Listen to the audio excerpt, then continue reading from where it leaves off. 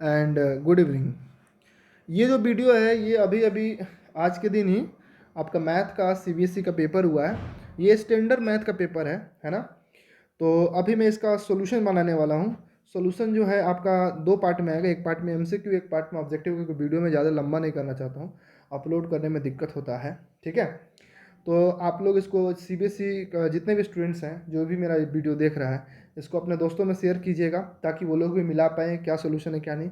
थोड़ी लेट हो गई है बनाने में क्योंकि हम थोड़ा सा बाहर थे आज और टाइम नहीं मिल पाया। अभी अभी टाइम मिला है तो अभी हम पीडीएफ मंगाए हैं एक बच्चा से और मैं इसका सोल्यूशन आप लोगों को समझा रहा हूँ। ठीक है, आई होप आप लोग का एग्ज़ाम अच्छा गया हो और आप लोग इसको मिलाइए, देखिए क्या आता है ना। देखिए, फर्स्ट क्वेश्चन है H C F of the smallest two digit number. तो स्मॉलेस्ट टू डिजिट नंबर होता क्या है?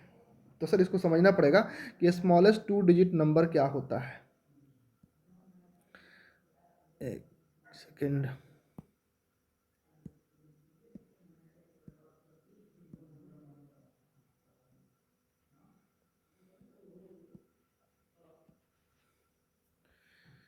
ठीक है,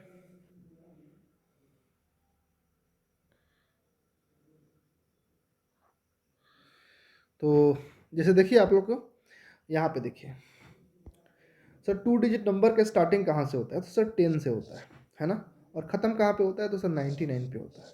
तो स्मॉलेस्ट का मतलब छोटा वाला, तो छोटा वाला 10 है सर, है ना। बिल्कुल सही बात है। तो छोटा वाला 10 हो गया,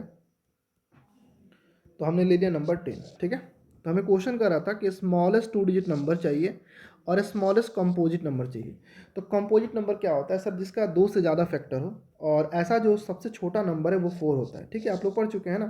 जैसे 4 का फैक्टर क्या लिखेंगे? तो 1, 2 और 4। तो ये 3 फैक्टर है, तो सबसे छोटा जो कंपोजिट नंबर है वो 4 होता है। तो 10 और 4 ये दो नंबर हमें मिल गया। अब ये तो छोटा सा क्वेश्चन हो गया, है ना, बचपन का क्वेश्चन हो गया। अब इसका मुझे निकालना क्या है? तो सर हम इसका निकालना है एच सी एफ। तो एच सी एफ कैसे निकलेगा सर? एच सी एफ का मतलब हुआ, आप ऐसे भी निकाल सकते हैं, है ना। मैं आपको तरीका समझा रहा हूँ। ऐसे तो आपको दिख रहा है कि इसका आंसर 2 होगा। 4 से लेंगे, 4 2 से 8, है ना, बच गया 2। फिर यहाँ पे 4, है ना, फिर कितना होगा? 2 2 से 4, है ना, कैंसिल हो गया। तो ये जो है ये आपका एच सी एफ कहलाएगा। आप पढ़ चुके हैं यूक्लिड डिवीजन एल्गोरिदम में, है कि नहीं। तो उस हिसाब से आपका आंसर क्या आ गया? आपका आंसर 2 आ गया। ठीक है, और ऐसे भी आपको इतना कुछ करने की आवश्यकता नहीं थी, आप लोग डायरेक्ट भी सॉल्व कर सकते हैं क्योंकि एमसीक्यू क्वेश्चन है, टाइम वेस्ट नहीं करना है। पर मैं चूंकि एक्सप्लेन कर रहा हूँ ताकि आपको समझ में आए, इसलिए थोड़ा टाइम लग रहा है। ठीक है, अब कह रहा है द वैल्यू ऑफ पी। तो if -2 p lies on the line represented by the equation 2x - 3y + 7 = 0, so how can find the value of p। Sir हमें पता है कि पहला वाला x होता है, दूसरा y होता है। x की जगह पे x का वैल्यू, y की जगह y का वैल्यू, आंसर आ जाएगा। चलिए सॉल्व करके देखते हैं। 2x - 3y + 7 = 0, we have the given equation. So the value of x इज -2 and the value of y is p। Solve करें, 2 दूनी 4, -4 -3p + 7 = 0। 7 से 4 गया तो 3 हो जाएगा, तो -3p = -3। Cancel it out, p = 1। ठीक है, 4 और 7 +3 होगा, उधर जाएगा तो -3 होगा। तो the value of p = 1। So option number D will be the right answer, है ना।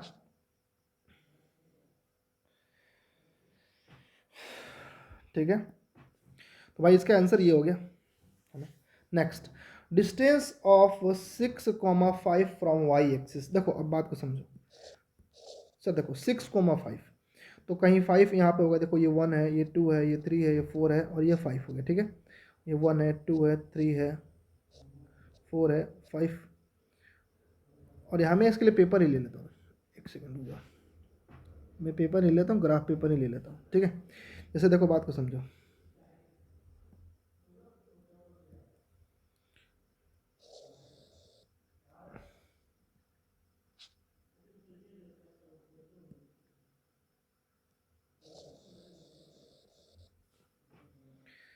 ठीक है,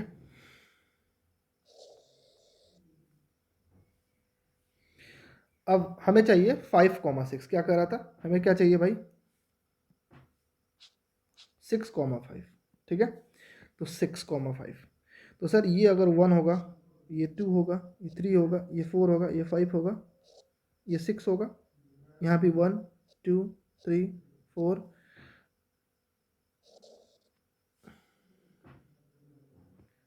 ठीक है।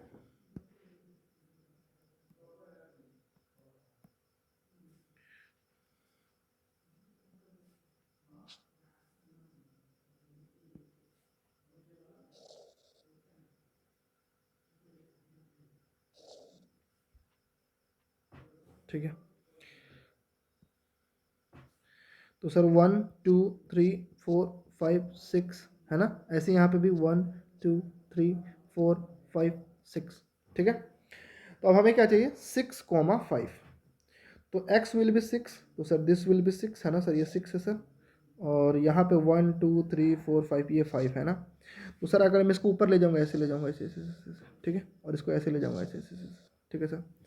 सो दिस पॉइंट है ना, दिस पॉइंट इज 5,6, ये जो पॉइंट है ये क्या है, 6,5 है ना, हमें पता है कि 6,5 है।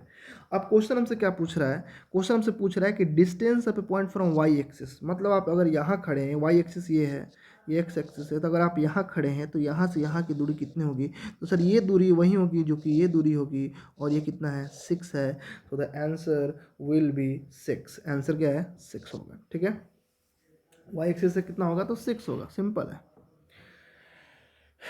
If the mean of 6 7 x 8 y 14 is 9, then क्या होगा equation. It's very simple, it's quite simple है ना, क्या करेंगे हम, सिंपल है सर।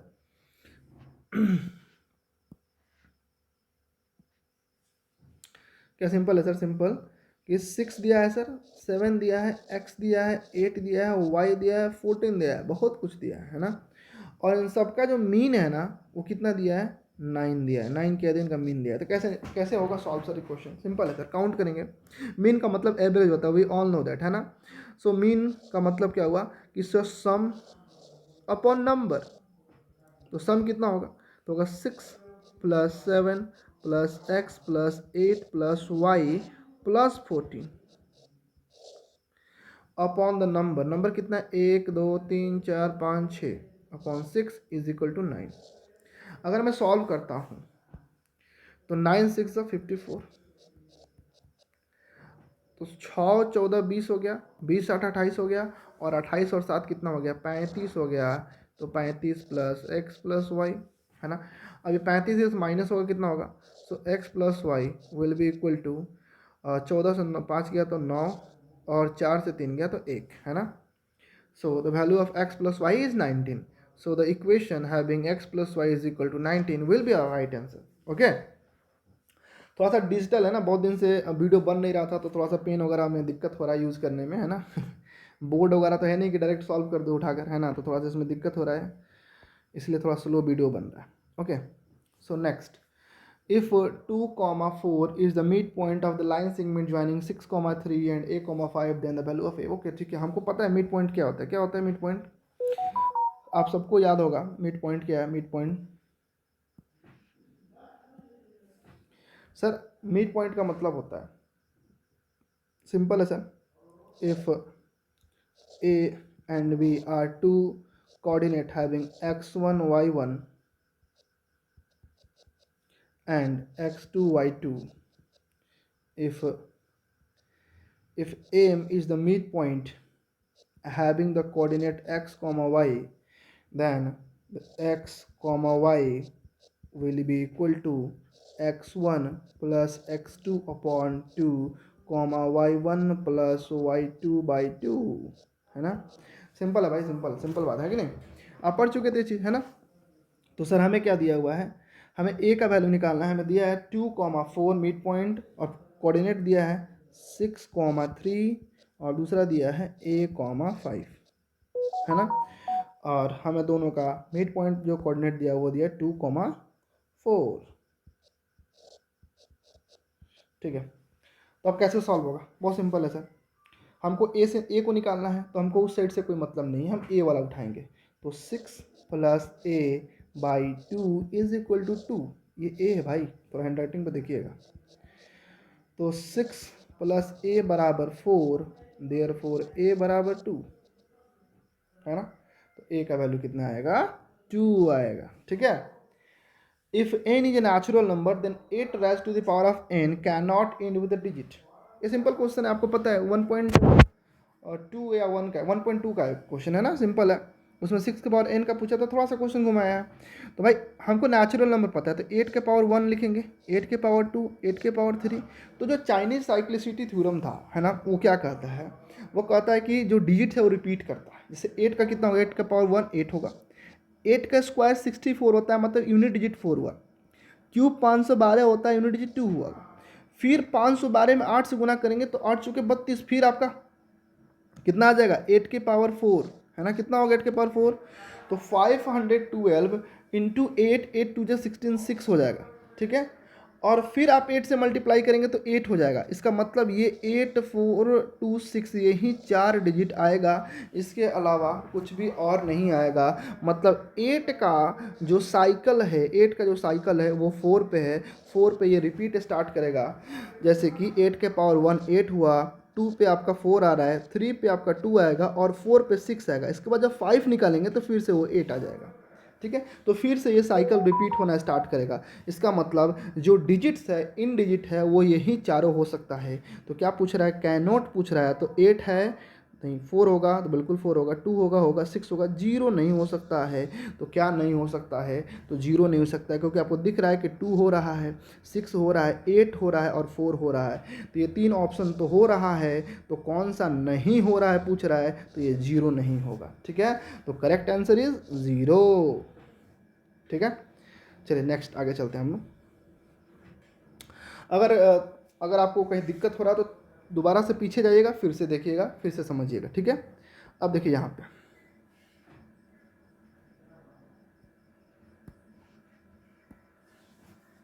ठीक है, ये क्या कह रहा है, the time in second taken by 150 athletes, मतलब 150 एथलीट से दौड़ने वाले लोग हैं, भाग रहे हैं, भागने दीजिए, 100 मीटर रेस आर टेबुलेटेड। ठीक है, यहाँ पे कर दिया गया, टेबुलेट कर दिया गया। भाई ऊपर टाइम है ना, और नीचे कितना जो लोग हैं, जो एथलीट्स हैं, उनका बात हो रहा है। ठीक है, उनका संख्या का बात हो रहा है। अभी क्या है, क्वेश्चन ये है कि the number of athletes who completed the race in less than 17 second. देखो यहाँ पे एक वर्ड क्या, लेस देन है।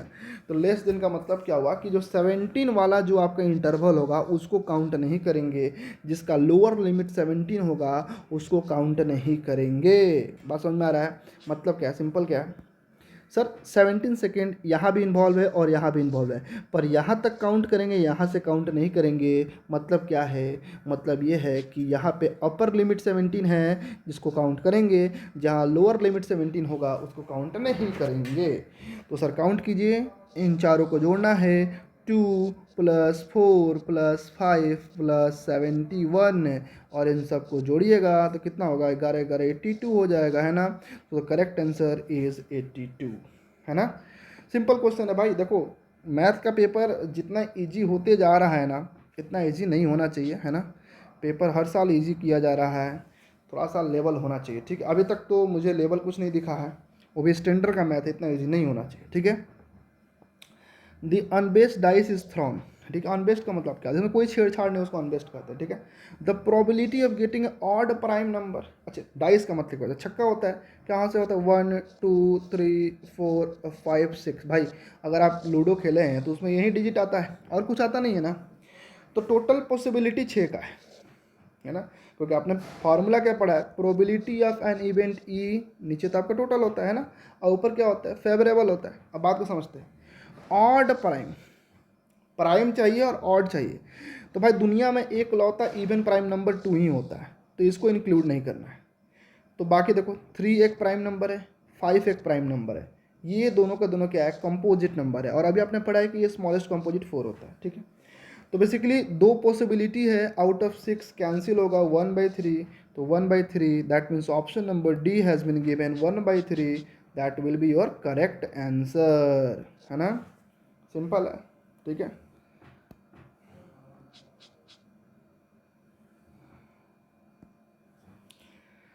जो बच्चे भी आईआईटी जेईई के लिए जाना चाहते हैं ना, बेसिकली अभी आपके पास जो टाइम होगा उसमें आप तुरंत आडिशन में उठाकर हॉट्स वाला क्वेश्चन बनाइएगा, थोड़ा लेवलाइज कीजिएगा, वरना 11th क्लास में आपको दिक्कतें आएंगी, क्योंकि लेवल है 11th और 10th के बीच का गैप है।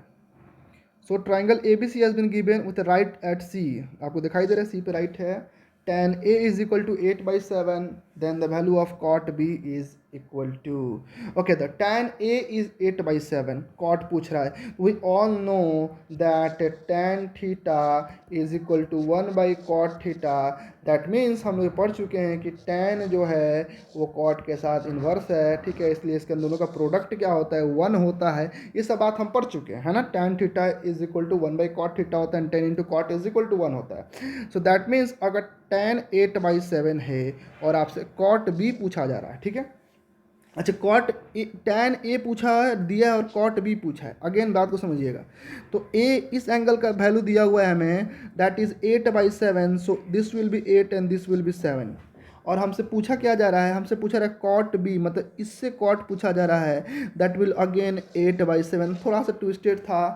ट्विस्टेड था, इसमें ध्यान देना होगा, है ना, बच्चे क्या करते हैं मिस्टेक कर देते हैं थोड़ा सा से, क्या मिस्टेक करते हैं, यहाँ पे एंगल चेंज है, यहाँ A है और यहाँ B है, फिर साथ में tan और cot भी चेंज है, ठीक है, तो हम अगर हमको कुछ नॉलेज है, थोड़ा बहुत अगर नॉलेज है तो हम समझ सकते हैं, क्या समझ सकते हैं कि सर अगर C 90 डिग्री है तो A प्लस B भी 90 डिग्री होगा, है ना, तो कॉम्प्लीमेंट्री एंगल तो सिलेबस से हटा दिया गया था, है ना, मैं वहाँ से कुछ रिलेट करना चाहता हूँ ताकि आप डायरेक्ट समझ पाओ चीज़ों को, ठीक है, तो जब कॉम्प्लीमेंट्री होता है ना तो क्या हम पढ़ें कि आपने ये पढ़ा है कि tan A जो होगा cot B के बराबर हो जाएगा, क्योंकि कम्प्लीमेंट्री अगर पढ़ रखा है तो ये बात आपको पता होना चाहिए कि tan A जो होगा क्या होगा cot B के बराबर होगा, क्योंकि दोनों का दोनों क्या है कम्प्लीमेंट्री है, इस तरह का सिचुएशन में ऐसा केसेस बनता है, तो आपको ये नियम अगर याद होता तो डायरेक्ट 8/7 है तो ये भी 8/7 होगा, आप टिक मार के आगे बढ़ जाते, लेकिन चूंकि आपको याद नहीं है तब क्या सोचिएगा भाई ऐसा है कि सर सबसे पहले 8/7 दिया है तो ये हो गया P और ये हो गया B,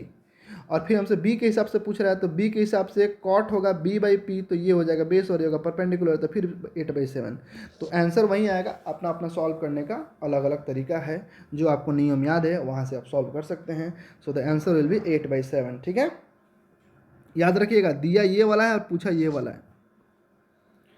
चलिए क्वेश्चन नंबर 10, बहुत सिंपल है, देखो इसमें ये और ये दो टेंजेंट दिया है, तो क्या है सर टेंजेंट दिया है तो कुछ नियम है, नियम क्या है कि सर ये वाला एंगल 290 डिग्री होगा जहाँ टच करता है, हमने पढ़ा है सेंटर से जो लाइन होता है, क्लास 9 से पढ़े थ्योरम, है ना, जो लाइन होता है सेंटर से हम ड्रॉ करते हैं, किस पे ड्रॉ करते हैं, the tangent will always be equal to 90 degree, है ना, हमेशा कितना 90 डिग्री का होता है, ठीक है, अब बात को समझते हैं, ये 65 है, हमसे ये पूछ रहा है, तो सिंपल बात है इन दोनों का सम 180 होगा, तो अगर ये 65 है तो ये कितना होगा, तो 180 माइनस 65 तो कितना होगा 115 डिग्री होगा, 125 नहीं होगा, ये नहीं कि 125 माइनस करने में बच्चे क्या करते हैं थोड़ा जल्दी जल्दी माइनस करके मिस्टेक कर देते हैं, है ना, तो द आंसर विल बी 115, है ना। Next the prime factorization of 2304, चलिए आइए करते हैं, याद आ रहा होगा बचपन का 2304, है ना, तो सबसे पहले हम करेंगे इसको 2 से, थोड़ा 2 का लंबा जाएगा तो मैं तुरंत 3 से कर लेता हूँ, 7 के 21, है ना, 6 18, 8 के 24, ठीक है, फिर कितना 814, 14 7 21, फिर 3 से जाएगा, 3 दूनी 6, 5 3 15, 6 18, 256, अब 256 मुझे याद आ रहा है ना, याद आ रहा है 256 का भाई, 2 6 5 11 2 13, इसलिए 2 से 1 2 एंड 8, 128, ठीक है, 128, ठीक है, तो मैं आपको बताऊंगा 2 का पावर कितना हो जाएगा, ये देखो 64, है ना, ऐसे फिर जाइएगा तो कितना होगा 32 हो जाएगा, है ना, फिर आगे आप जाइएगा तो कितना होगा 2 से 16 हो जाएगा, फिर 8 हो जाएगा, फिर 4 हो जाएगा,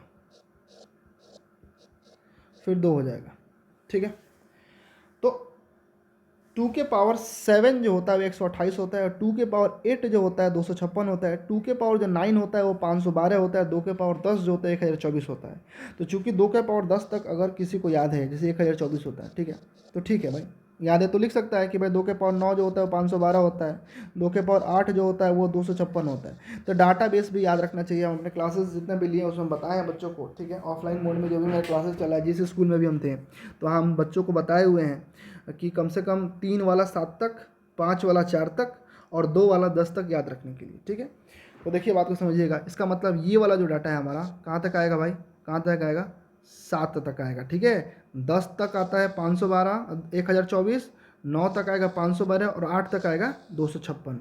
तो 2 के पावर 8 हो गया, और यहाँ 3 कितना था, 2 था, तो इंटू 3 स्क्वायर। तो जो डाटा ये दे रहा है उसका आंसर यही होगा। देखते हैं कौन सा है, 2 के power 8 and 3 square, option number 1। तो option number 1 will be our right answer, ठीक है। बाकी अपना बैठ कर खुद कैलकुलेट कर सकते हैं आप लोग, है ना। Area of A quadrant of a circle with radius 7। अब देखो 7 का कितना होता है, तो जिनको RCA टेबल याद होगा, RCA टेबल, तो वो तुरंत ही सॉल्व कर लेंगे। 7 से होता है 154, और 154 कंप्लीट सर्कल का होता है, और ये क्वाड्रेंट का बात कर रहा है तो इसको 4 से डिवाइड कर देंगे। 4 से कितना आएगा, 2 से 77 और 2 से 2, तो 77/2 इज योर आंसर। अब RCA टेबल नहीं याद है तो आप कैलकुलेट करोगे। अब जैसे कि अब ऑनलाइन मोड में मैंने कभी पढ़ाया नहीं है, ऑफलाइन मोड में मैंने अपने स्कूल्स में पढ़ाया, जैसे स्कूल में हम थे, तो वहाँ बच्चों को याद होगा RCA टेबल, है ना। रेडियस, सरकमफेरेंस इन एरिया, है ना। अगर रेडियस 7 होता है तो एरिया 154 होता है, कंप्लीट सर्कल का बात होगा तो, ठीक है। रेडियस 14 होगा तो एरिया 616 होगा। उस तरह करके मैं 35 तक या 42 तक उन लोगों को याद कराए थे, ठीक है। तो अब क्या होता है कि सर्कल का एरिया मुझे निकल गया और हमसे क्वाड्रेंट पूछ रहा है, मतलब 1/4 पूछ रहा है, तो उसको 4 से डिवाइड किया तो 7/2 आंसर आ गया, ठीक है। The 20 term of an AP whose first term is -2 and the common difference is 4। 20 term निकालना है, तो सर A20 क्या होता है, A20 will be equal to A plus 19D, okay. A plus 19D, तो first term is -2, 19 into D and that is 4, गुना करके solve करना है, -2, 9 चौका 36, 19 चौका 76, है ना। 76 से 2 गया तो 74, है ना। So option number B is your right answer, है ना। आई होप आप लोग को का सारा आंसर जो होगा वो सही आ रहा होगा, आशा करते हैं, क्योंकि पेपर उतना टफ था नहीं जितना हमने सोचा था, स्टैंडर्ड को जितना होना चाहिए उतना नहीं था, ठीक है। तो आई होप कि आप लोग का ये अभी तक तो सारा आंसर सही आया होगा, ठीक है। बाकी मिलाइएगा बैठ कर घर पे। Next, the zero of the polynomial 25x² - 49 will be equal to, तो कितना इजी क्वेश्चन है, जीरोज निकालना है। दैट मीन्स हमको PX को जीरो करना होगा, तभी तो जीरोज निकलेगा। पढ़े ना, एक्सरसाइज कितना था, 2.2 था ऑफ NCERT, ठीक है। तो सर अगर ये जीरो होगा तो कितना होगा, 25x² - 49 इज इक्वल टू 0, तो 25x² इज इक्वल टू 49 हो जाएगा सर। x² जो होगा कितना होगा sir, 49/25, therefore x is equal two plus minus होगा, याद आ रहा होगा, स्क्वायर जाता है तो प्लस माइनस आता है, 7/5, that will be your answer. 7/5 plus minus, that is option number C, है ना। ऑप्शन नंबर सी क्या होगा आपका, इसका सही आंसर होगा।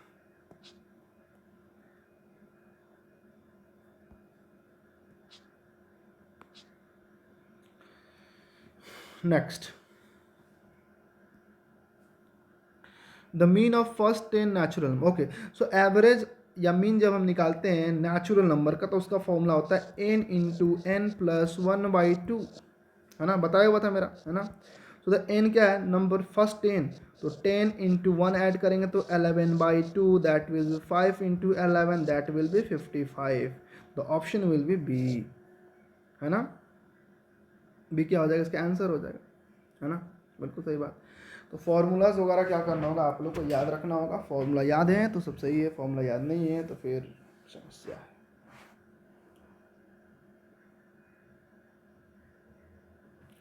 ठीक है, नेक्स्ट,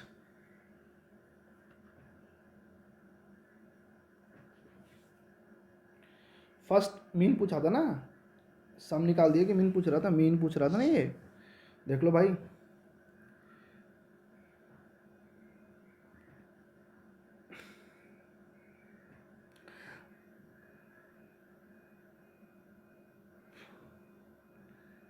वन, मैं आपको प्रैक्टिकली करके दिखा रहा हूँ, 1 + 2 + 3 + 4। देखो बात को समझो, ये मैंने सम निकाल दिया और आपसे पूछा है मीन, तो मीन के लिए 10 से इसको डिवाइड करना होगा ना। आपको मैंने सम निकाल कर दे दिया है, तो सम का फॉर्मूला ये होता है ना, सम निकालने का ये फॉर्मूला होता है। और मीन का फॉर्मूला क्या होता है, सम अपॉन टोटल। टोटल कितना है, 10 है, और 10 से डिवाइड कर देंगे तो आंसर कितना आएगा, 5.5 आएगा, नॉट 55, है ना। 5.5 इज योर आंसर, नॉट 55, है ना। 55 का आंसर होता है जब आपसे सम पूछता है, आपसे मीन पूछा है, तो मीन का फॉर्मूला होता है सम बाई नंबर, है ना। तो सम आपने निकाल लिया 55 और नंबर आपका 10 है, देन आंसर इज 5.5। ये आपका सम निकालने का फॉर्मूला है ना।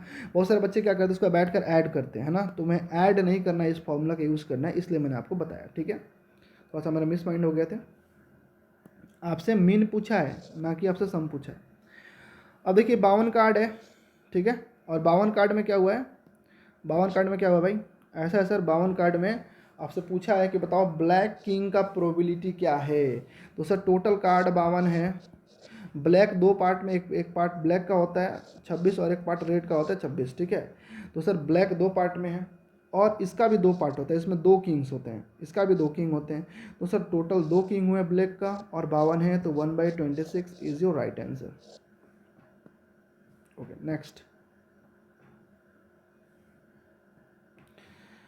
के निकालना है हमें और नो सोल्यूशन। नो सोल्यूशन पता है, A1/A2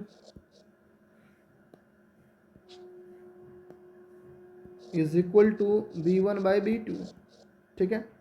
तो क्या है sir, K/3 is equal to 2/4, 1/2, K is equal to 3/2। Option number ए।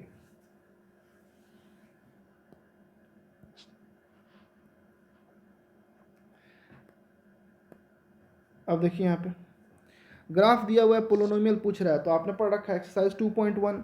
यहाँ कहीं टच नहीं किया है, हमको y से कोई मतलब नहीं, हमको x से मतलब है, और x में कहीं टच नहीं किया है, आंसर विल बी 0। ओके, तो लगता है कि ख़त्म हो गया। हाँ जी, तो ऑब्जेक्टिव ख़त्म हो गया है। अभी जो सब्जेक्टिव है इसके लिए हम अलग से वीडियो बनाएंगे, क्योंकि खुद का वीडियो 28 मिनट या 27 मिनट का हो गया है। ज़्यादा बड़ा वीडियो होता है तो अपलोड करना, या फिर थोड़ा सा बच्चे बोर हो जाते हैं देखते देखते, ठीक है। हम थोड़ा स्लो में ही बताते हैं। तो अब ये वीडियो यहीं तक रहेगा, ठीक है ना। और नेक्स्ट वीडियो जो होगा उसमें हम सब्जेक्टिव वाला बनाकर अपलोड करते हैं, ठीक है।